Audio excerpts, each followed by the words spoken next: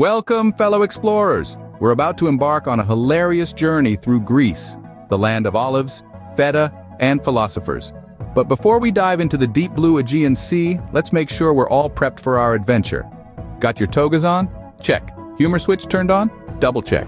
Now don't forget to hit that subscribe button for more exciting adventures and offbeat insights into the world's most fascinating corners. Ready?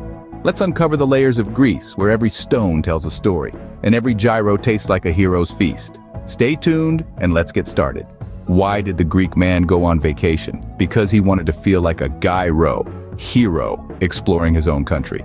Now, let's dive into the birthplace of democracy, and let's not forget dodgy economic policies. Yes, folks, we're talking about Greece, the country that's more layered than a spanakopita.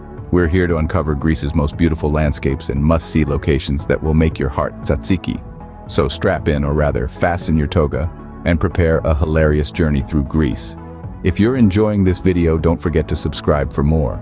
Welcome to Athens, the city where you can trip over history. Literally.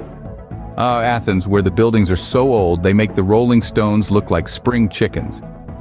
Let's start with the Acropolis, the ancient hilltop city that's been standing tall since before alarm clocks were invented. It's got more stories to tell than your great-uncle at Thanksgiving dinner. Down the road, we have the Parthenon, a temple so old, it was ancient when Rome was just a twinkle in Italy's eye. It's seen more centuries than your grandma's antique vase and still refuses to retire. But Athens isn't just about the past. No siree. It's also a bustling hub of modern life. And by life, I mean food.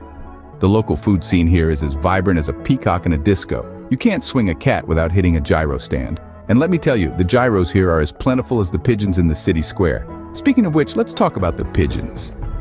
They're everywhere. It's like Alfred Hitchcock's The Birds, but with more feathers and less suspense. But it's not all ruins and pigeons, folks.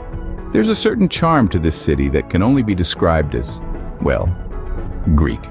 It's a mix of ancient and modern, traditional and quirky, historical and hip that makes Athens so uniquely enchanting. Athens, where you come for the history, stay for the food, and leave with a newfound appreciation for modern construction. Next stop, Santorini, the island where everything's so white you'll need sunglasses for your sunglasses.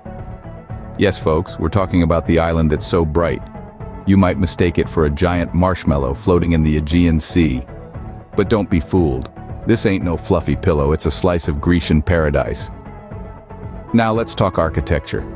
Santorini's buildings are as white as a polar bear in a snowstorm. These iconic structures lined up like a parade of marshmallows give the island its distinctive look. And, for those of you who are into photography, the contrast of the cobalt blue domes against the white backdrop is a dream come true. It's like Picasso decided to take a vacation and left his blue period all over the island. But wait, there's more. We haven't even touched upon the sunsets. Oh, the sunsets. They are so blindingly beautiful. They'll make your Instagram filters green with envy. You know, the kind of sunsets that make poets write sonnets and painters toss their palettes in despair. If beauty were a crime, Santorini's sunsets would be serving life sentences. And let's not forget the donkeys. Yes, you heard me right, donkeys.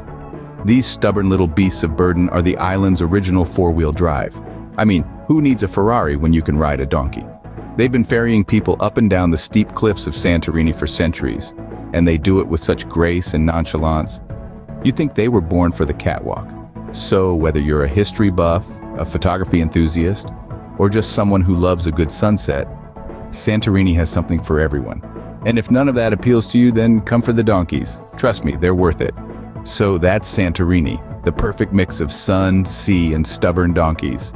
Our final stop is Crete, where according to legend the food is so good even Zeus himself couldn't resist a second helping. Now you might think, hey, didn't Zeus have an insatiable appetite for everything? And well, you're not wrong.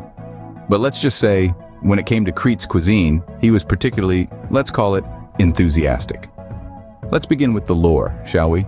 Crete, a place so steeped in mythology, you'd think you'd tripped into a bedtime story. It's the birthplace of Zeus, the big daddy of Greek gods, who, by the way, had a bit of a thing for turning into animals. It's also home to the legendary Minotaur, a creature who was half man, half bull, and all kinds of confused. But let's not forget the real star of the show here, the beaches. The beaches of Crete, where the sand is as fine as powdered sugar and the sea is as blue as a Smurf convention. It's a sight so beautiful it'll make your eyes well up with tears, or maybe that's just the sunscreen. Now, on to the food. If there's one thing that Crete is known for, apart from its mythology and beaches, it's cheese. Yes, cheese. Not just any cheese, mind you. We're talking about the kind of cheese that makes you forget about your lactose intolerance, your diet, your name, and quite possibly your pant size. You see, in Crete, cheese isn't just a food, it's a way of life.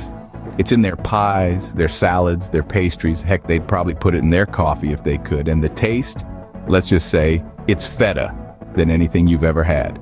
So, if you're looking for a place where you can walk in the footsteps of gods, frolic on sun-kissed beaches, and stuff your face with enough cheese to make a mouse jealous, Crete is the place to be. And that's Crete, the island where myths come to life and diets come to die. Well, folks, that was our grand Greek tour, where we've seen more ruins, eaten more gyros, and dodged more donkeys than you can shake a souvlaki stick at. We've roamed through the city of ruins, where every corner is a history lesson and every street vendor is a Michelin star chef, if you're a fan of gyros, that is.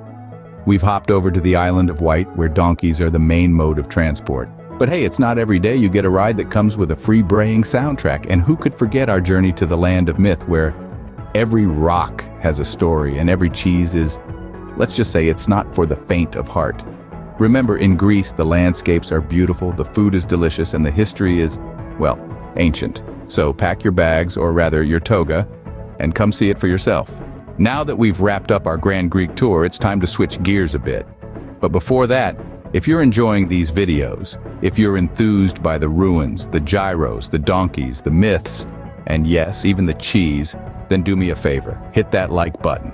It's like a modern-day version of an ancient Greek applause. And if you want to join me on more of these epic journeys, then don't forget to subscribe to my channel. It's easier than wrestling a minotaur, I promise. So get your togas ready for the next adventure, because just like the Greeks, we're making history here. In our next video, we'll be exploring another breathtaking location. So stay tuned, and until then, stay curious, stay hungry, and most importantly, stay adventurous.